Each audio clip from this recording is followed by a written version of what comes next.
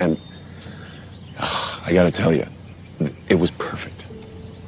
Perfect. Everything, down to the last minute details. Marvel की इस साल की सबसे बड़ी और आखिरी movie fantastic four first steps आखिर रिलीज हो चुकी है, जिसके ऊपर मार्वल के साथ साथ हम फैंस को भी बहुत उम्मीद थी। तो क्या मूवी हमारे उस एक्सपेक्टेशंस को मीट कर पाती है, आगे जानेंगे। पहले जल्दी से मैं स्पॉइलर फ्री रिव्यू कर देता हूँ, फिर हम स्पॉइलर टॉक के ऊपर भी बात करेंगे। And the thing. Hey, what time is it? Say the thing. That's not really something I say. It's clobbering time. That's just in the cartoon.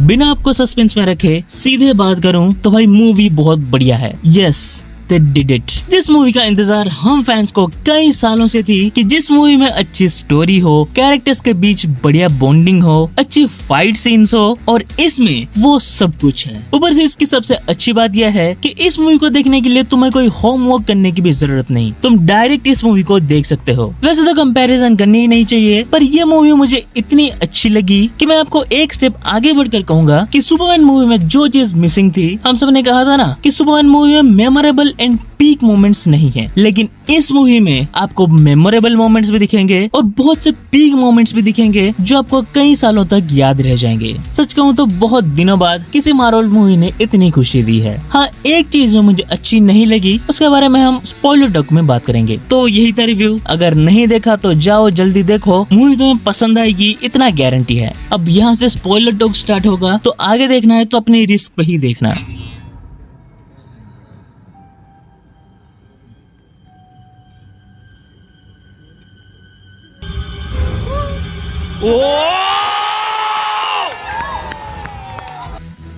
कहानी अर्थ 828 के 60s पर सेट है। विलन से कहानी की शुरुआत करें तो इस मूवी का मेन विलन है गैलेक्टस। गैलेक्टस एक गोल्ड लाइक बिंग है जो कि बिग बैंग के पहले से एग्जिस्ट करता हुआ आ रहा है, और मूवी में हमें ऐसा बताया है कि उसके अंदर अनंत भूख है, इसलिए वो प्लैनेट्स खाता है, और उसकी नजर अब इस अर्थ पर है जहाँ पर सिर्फ एक ही सुपर हीरो की टीम है जो कि है अपने फैंटास्टिक फोर। तो जैसे ही सिल्वर सर्फर आके बोलती है कि तुम्हारा प्लैनेट खतरे में है, तो तुरंत अपने हीरोज की टीम जाती है सीधे गैलेक्टस के पास। रीड उससे नेगोशिएट करने की कोशिश करता है, जहाँ पे गैलेक्टस बोलता है कि ठीक है, मैं तुम्हारा प्लैनेट छोड़ दूंगा, लेकिन बदले में मुझे सूखे पेट में जो बच्चा है वो चाहिए। उस बच्चे के पास पावर कॉस्मिक है जो मेरे कभी न खत्म होने वाले भूख को मिटा सकता है। अब ऑब्वियसली वो तो अपने बच्चे को नहीं देने वाले थे, और वो वहाँ से भाग निकलते हैं। यहाँ पे हमें कमाल का इंटर गैलेक्टिक चेस सीक्वेंस देखने को मिलता है। इंटरस्टेलर के फैन हो तो तुम्हें मजा ही आ जाएगा। फिर रीड अर्थ पर आके सोल्यूशन ढूंढता है, और वो एक सोल्यूशन के साथ आता है जिसका नाम है द ब्रिज। अब अगर तुमने 2015 वाली फैंटास्टिक फोर मूवी देखी होगी तो तुम्हें समझ में आ गया होगा कि ये क्या है। तो ब्रिज बेसिकली एक डिवाइस है जिसकी मदद से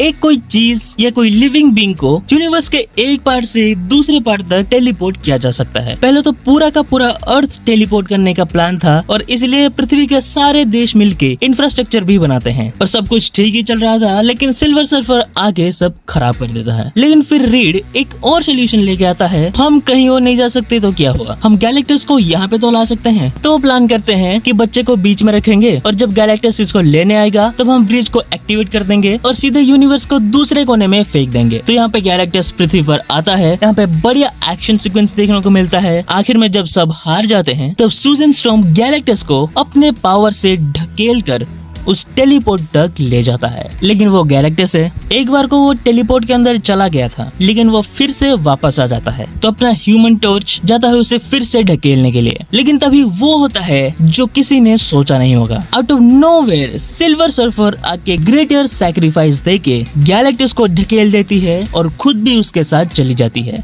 अब इस चीज को भी सेटअप किया गया था, जहाँ पे दिखाया गया है कि ये जो सिल्वर सर्फरर है इसका नाम है शाला बेल। वो अपनी इच्छा से ये सब नहीं कर रही होती है, वो अपनी बेटी को बचाने के लिए गैलेक्टस की गुलामी कर रही होती है। अब उसके बाद हम देखते हैं कि सुजन मर चुकी है इतनी ज्यादा पावर यूज करने की वजह से, लेकिन उसका बेटा फ्रैंकलिन उसे छूता है और बचा देता है। और यही पे हमें दिखा दिया गया है कि फ्रैंकलिन रिचर्ड्स कितना पावरफुल है। मतलब डेथ को हर कोई रीराइट नहीं कर सकता, वैसा सिर्फ एक गॉड लाइक बीइंग ही कर सकता है, और फ्रैंकलिन रिचर्ड्स वो है। अब यहाँ पे मैं आपको एक और डिटेल देना चाहूंगा कि इस मूवी का नाम फैंटास्टिक फोर फर्स्ट स्टेप्स है। पहले हम सोच रहे थे कि इस मूवी का नाम फैंटास्टिक फोर फर्स्ट स्टेप्स इसलिए है कि हमारे ये सुपर हीरोज के पहले साल हैं, मतलब नए सुपर हीरोज बने हैं, तो इसलिए इसका नाम फैंटास्टिक फोर फर्स्ट स्टेप्स हो सकता है। लेकिन ऐसा नहीं है। यहाँ पर इस मूवी में हमें फ्रैंकलिन रिचर्ड्स के फर्स्ट स्टेप्स दिखाए जा रहे हैं, इसलिए मूवी का नाम फैंटास्टिक फोर फर्स्ट स्टेप्स है।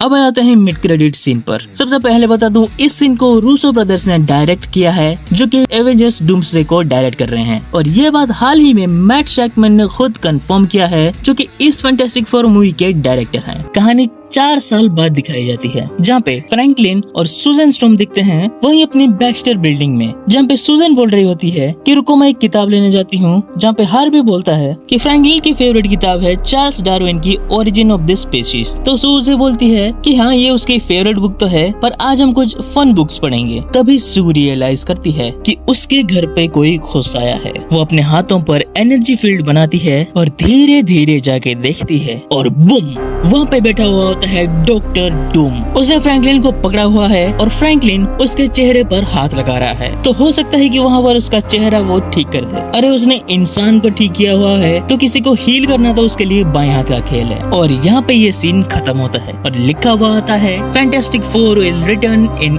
Avengers doomsday. इस बात को भी पहले ही सेटअप किया गया था कि डूम हमें इस मूवी में कहीं ना कहीं पे तो दिखेगा ही, क्योंकि मूवी के स्टार्टिंग में जब एक समिट हो रही होती है, वहाँ पे सारे देश के प्रेसिडेंट्स या रिप्रेजेंटेटिव्स आए हुए होते हैं। वहीं पर लैटवेरिया दिखाया जाता है, जिसकी सीट खाली है। लैटवेरिया उसी जगह का नाम है जहाँ का डूम अभी भी राजा है। और ये एक सटल हिंट हमें दे दिया गया था कि इस अर्थ 828 में भी एक डूम एग्जिस्ट करता है। अब ये वाला डूम इसी अर्थ का डूम है या फिर और किसी अर्थ से आया है, ये तो कंफर्म नहीं है, लेकिन उसके कॉस्ट्यूम्स और उसका मास्क देखकर हम ये बता सकते हैं कि ये कॉस्ट्यूम और मास्क थोड़े पुराने टाइम वाला फील दे रहा है। तो हो सकता है कि ये इसी अर्थ का ही डूम हो, क्योंकि सूजन भी उसे देखकर पहले तो थोड़ा सरप्राइज होती है, फिर उसकी रिएक्शन ऐसी होती है कि उसे वो पहले से जानती है और ये रिएक्शन हमें बहुत कुछ बताता है। लेकिन अब डूम आया है तो क्या हो सकता है? अब डूम यहाँ पे आया है तो बिना किसी रीजन के तो आया नहीं होगा, उसके आने का कोई ना कोई तो रीजन होगा ही। अब मेरी थ्योरी ये है कि हो सकता है यहाँ पे डूम फ्रैंकलिन और सू स्टॉर्म को किडनैप करके ले जाएगा, जो शायद हमें डूम्सडे में देखने को मिल सकता है। बट यहाँ पे मुझे थोड़ी निराशा इस बात की हुई कि ये तो डॉक्टर डूम को दिखाने का बहुत ही वेग तरीका था। यार तुमने चेहरा नहीं दिखाया ठीक है, कम से कम उसके कुछ डायलॉग्स तो सुना देते, जैसे एज ऑफ अल्ट्रॉन के एंड क्रेडिट सीन में थानोस बोलता है ना, fine I will do it my self, वैसा कुछ दिखा देते।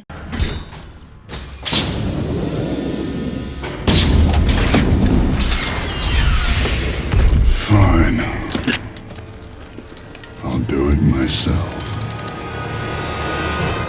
खैर अब इन्होंने ये नहीं किया, इसके पीछे 3 रीजंस हो सकते हैं। पहला रीजन तो ये है कि फेस दिखाते तो इनको फिर से आरडीजे से कॉन्ट्रैक्ट साइन करवाना पड़ता, जिसके लिए आरडीजे फिर से पैसे चार्ज करते। कुछ दिनों पहले तुमने सुना होगा कि आरडीजे सिर्फ एक वीडियो कॉल करने के लिए $1 मिलियन चार्ज किए थे, तो अपने फुल अपीयरेंस के लिए वो कितना चार्ज करेंगे तुम अंदाजा लगा पा रहे होगे। दूसरा रीजन ये हो सकता है कि ये लोग लुक रिवील ही नहीं करना चाहते थे, ताकि डूम्सडे के लिए वो सरप्राइज फैक्टर बनी रहे। या फिर तीसरा रीजन ये हो सकता है कि आरडीजे को अगर वो लोग इसमें दिखा देते तो सिर्फ वो पोस्ट क्रेडिट सीन ही आराम से सब लाइमलाइट खींच लेता और कोई फैंटास्टिक फोर के बारे में बात ही नहीं करता, चारों तरफ सिर्फ डूम ही हो जाता। तो इन्हें बस टीज भी करना था और दिखाना भी नहीं था, इसलिए इन्होंने वो थोड़ा बैलेंस वाला रास्ता चुना। खैर आखिर में एक एंड क्रेडिट सीन भी है, जहाँ पे 60 स्टाइल में एक कार्टून दिखाया जाता है, जो कि सिर्फ फन के लिए ही था, उसमें उतना कुछ जरूरी बात नहीं है। सो यही था फैंटास्टिक फोर का रिव्यू एंड एंडिंग एक्सप्लेनेशन। आपको वीडियो कैसा लगा मुझे कमेंट करके जरूर बताना और वीडियो को थोड़ा हाइप और लाइक भी करते जाना। मैं आपसे मिलूंगा किसी और नए वीडियो में किसी और नए टॉपिक के साथ, तब तक के लिए बाय।